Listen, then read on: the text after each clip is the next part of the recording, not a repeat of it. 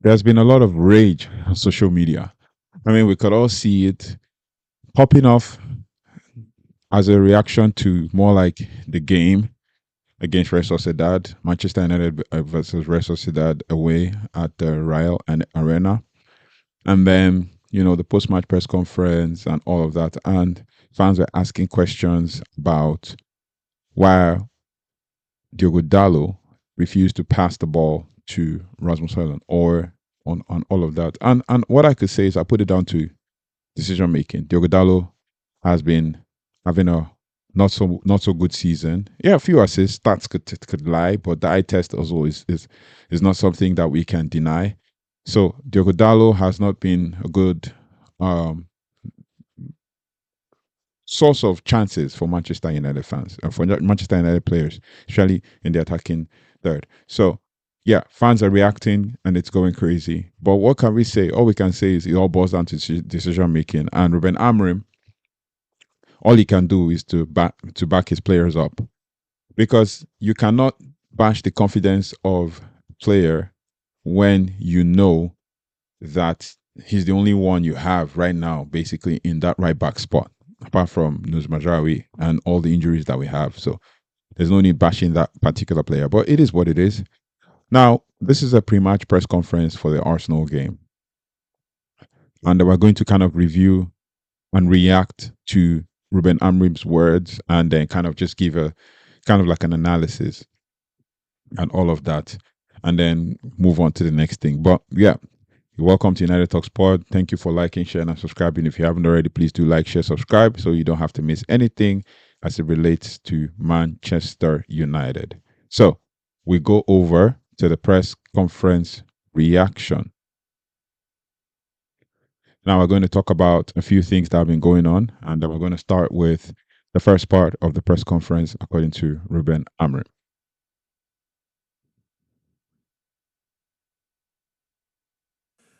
Ruben, good catch that. With team news, any chance Harry or Manuel can make Sunday? Do you think for Arsenal? I don't know. I don't know. We need to survive Sunday. The team was so tired in the last 20 minutes, and we have to prepare Sunday and then think about this important game for our season on Thursday. But in this moment, I don't know. So Ruben Amorim was talking about any chance that some of the players will start and all of that. He said we need to survive Sunday, and in truth, yeah, he's he is not worried about what we are going to face in the future. He's worried about what has to happen now on Sunday. Like, we have to survive Arsenal. He said the players were very tired, and he's very cognizant of the fact that certain things are happening, and he's trying to manage the load. And the truth is, I said this in a reaction before. I said that Ruben Amorim should try to bring young players into the squad to ensure that there is complete backup and complete, like, you know load sharing for the players. But it is what it is. This is Ruben Amorim's reaction to it. He says we need to survive Sunday. So let's be hopeful that um let's be hopeful that the players turn up on Sunday. I know the players always like to turn up, but the truth is, you can see that even in the midfield, we're tired. Bruno's tired. Rasmus was tired. So I don't know. So, which brings me over to the next one, where Ruben Amorim talked about Chido Obi. You mentioned Rasmus, for example. Cheeto, of course, couldn't play in this game. Is he someone you could think about potentially starting on Sunday against Arsenal? Everybody can start. If they are training tomorrow, if they play today, they can be ready. And Shido is on the list, so he can play. And just last one from me. You mentioned the team being a bit anxious to score goals. What can you do in the time when you're training to kind of ease that anxiousness? What can you do on and off the pitch to solve that? You just have to sell them the idea. So let's talk about the Chido situation. So with Chido Obi, I'm predicting that he's going to start the Arsenal game. I did a match preview with one of my good friends on Dr. Tove's Corner, and that's his basic. Check out his YouTube channel, Dr. Tove's Corner. He's an Arsenal fan, talks about Arsenal and all stuff, and features also Manchester United fans. So I did a match preview and I stated that Chidobe could start. And basically, being that Arsenal is his former club, and the way it happens usually when ex players play for their club, they end up scoring against the club. So hopefully Chidobe can score against Arsenal and prove his mettle, and then we can win the game. But yeah, based on what Amrim said about Chidobe, is basically the fact that he can start the game, because obviously Rasmus played the entire 90 minutes of the Europa League game. So let's keep going. They can be ready, and Shido is on the list, so he can play. And just Chido is last on one the from list me. and You will start. mentioned the team being a bit anxious to score goals. What can you do in the time when you're training to kind of ease that anxiousness? What can you do on and off the pitch to solve No, that? you just have to sell them the idea, these movements that we did sometimes today. We have to work on and to show the image, but in the end, they have to score. If they score one, it's going to be so much easier. So they need to score. He needs to score the first one. Sorry. Yeah. So he stated Chido needs to score at least the. So the second question was related to scoring goals and how we can ease the anxiousness, because Ruben Amorim talked about it in the pre-match press conference about being the post-match press conference about being anxious to score, and that's in the video when he talked about Diogo Dalot and all of that. And then he said basically that we need to score goals. So I'm gonna try and play you that Diogo Dalot conversation. That's the post-match press conference for the Real Sociedad game, and then we can now talk about and understand why the question about anxiousness to score, came up. So there's the Diogo Dalot One of those conversation. chances, I think, was Diogo in the first half not passing to Rasmus, who was very upset about that. What do you make of that situation? Why would a right back in that area not pass to a striker, do you think? I think it's hard to say, but I'm just imagining that Diogo doesn't know for sure that Rasmus has the advantage, and he felt that he has a lot of time to think the play. One thing that I'm sure they are really anxious to score goals and to win games, so they are doing all the best, and then sometimes they want to do the best, but they are not deciding the best way in that position. But it was a clear situation. Rasmus did really well, Dalot did really well. The decision was not the best. The important thing is to move on and not stay like them, like fighting, and let's move on into the next opportunity. Obviously, you can One of those tell chances, Ruben I think, was Amorim. Diogo in the first half not passing to. You can tell Ruben Amorim is talking about the decision was not the best. That's the key word that people keep missing. The decision was not the best. So criticizing Diogo Dalot's decision without actually going ahead to criticize him straightforward, right? So we're going to the next one with regards to, because the truth, there's no need to dwell on it. It's gone, it's gone. When we get another opportunity, and that's how coaches talk. Coaches say, you know what, we missed that one. Another time, keep going. You have to keep trying it, right? And keep making better decisions. And I'm pretty sure that when Diogo gets that kind of opportunity again, he's going to do it. Because we saw a similar situation against Real Sociedad when they brought in that new player who kind of just started creating chances and trying to have those quick crosses. And if Bruno found himself in that situation, I'm pretty sure Bruno will cross that ball. So it is what it is. Let's move on to the next part of the clip.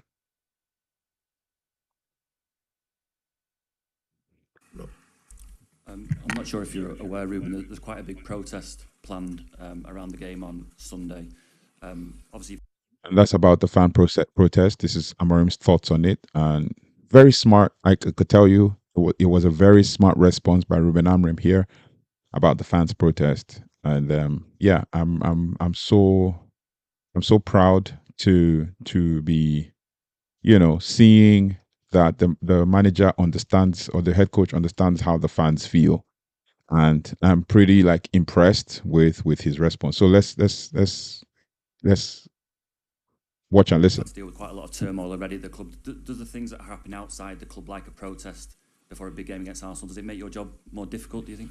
No, I think it's for everybody in our club is a really tough moment. It's everything at the same time. The only thing I can do and our players can do is perform well and win. People have the right to. Yes, very key. He said, perform well and win. It's very straightforward. And the players need to, as in the players need to understand that. And then the fans, that's all the fans want, that the players should perform well. If we're doing well on the pitch, there'll be no need for a protest. And that's pretty much why I'm wearing my black Manchester United jersey, because I'm protesting as well with the fans. We don't like the way the club has been run, the rot in the club, and all the things that are going on. So, yeah. So, Amorim is saying that the fans have the right to protest. Let's keep going. To protest, I think is a good thing. To do that, it's a part good of thing. our club. Everybody has a voice, but our job, in my job, is just to improve the team.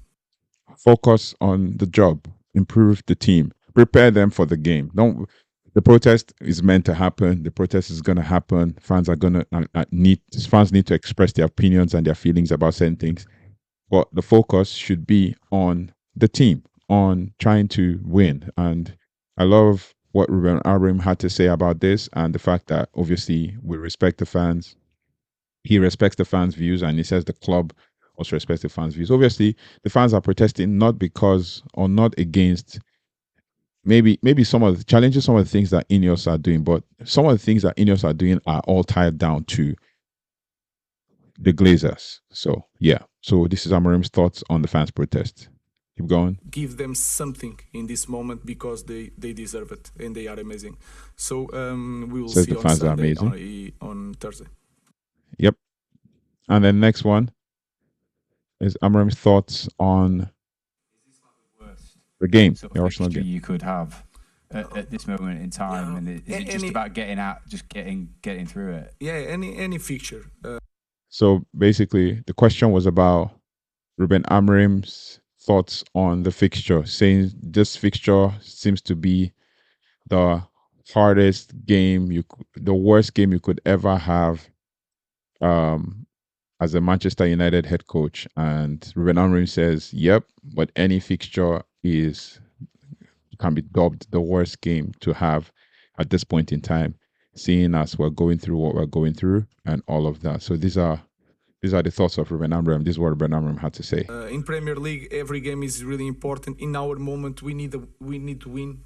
It's always a problem when we don't win. So we have to focus on everything at the same time. I think the biggest problem is not to have all the players, because in the beginning people talk about our rotation, especially in Europe. We were changing all the time.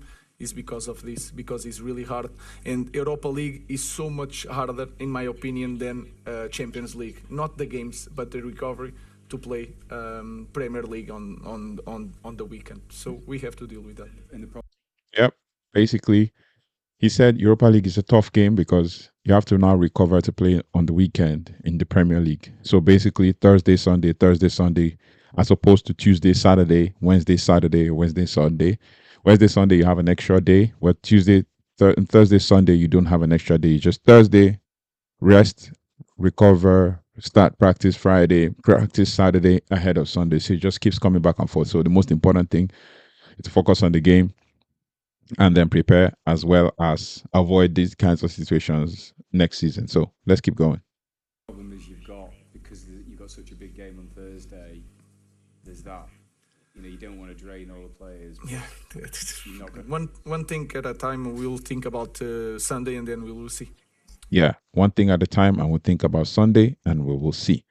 So that's about it with ahead of the Arsenal game, and then this is Amorim with injuries, talking about injuries. Amorim talked about injuries in this situation, and this is what he had to say. Sorry, Ruben. I think we asked you about 2 weeks ago about Mason Mount and Luke Shaw. Do you think we'll see them again this season? And are there any other players apart from Lissandro and Ahmad who you think we won't see again this season? No. I think it's just Ahmad, and even Ahmad we'll see in the end of suggesting that Ahmad might come back ahead of time. Say nothing but I have the hope to have Ahmad before. We'll see. Lisandro is out. Kobe can return. Kobe and the rest is Maguire. We have to be careful. Manu will be return. I think Manu return for Arsenal. and Mason Mount can return also. We'll see. If you reach the final, hopefully Ahmad possibly Oh, will go about. let's talk Let's about focus on Sunday. Sunday. We'll see, but they definitely are going to return, especially Mason Mount. And the next one is Amorim's thoughts on the rotations ahead of Arsenal. Hi, Ruben. Is there any way at all you can rotate and freshen up for Sunday? Because obviously Thursday is such a huge game; it takes priority over Sunday. Yeah, but when you are in the in this kind of club, you cannot think like that with a small squad in this moment. So we are trying to see all the players that are fresh and are not in danger of to get an injury. Even that we have to risk a little bit, but we have to be competitive on Sunday. Last question, Samuel. So one of the questions that were asked was with regards to rotations, and Amorim said we have to be competitive, or we have to also work with players who are not like we're trying to check the injury risks, so manage players and manage the load. And he talked about this. This is something Amorim has talked about, like for the most part of his tenure as Manchester United head coach. So he's saying that we need to manage the load so we don't have to lose anyone to any fresh injuries again. So that's pretty much what he said, and that shows that he's very pragmatic and very conscious of his players, and which would mean that there's a potential for us to have a few academy guys on the bench, assuming they don't play over the. Assuming they don't play over the weekend in the under 18s, under 21s, hopefully. And if they don't, then there's a high chance that they can feature on the bench at least. And then some of them are overdue some debuts, right? So against Arsenal. So let's see how that goes, and hopefully we can win against Arsenal. And then I think the last one is Amorim's thoughts on Arteta. So he was asked questions about Arteta, and this is what he had to say. So based on Amorim's thoughts on Arteta, he said that because the question that was asked him was basically on the situation around the club. Arsenal as a club and their chances. Go ahead.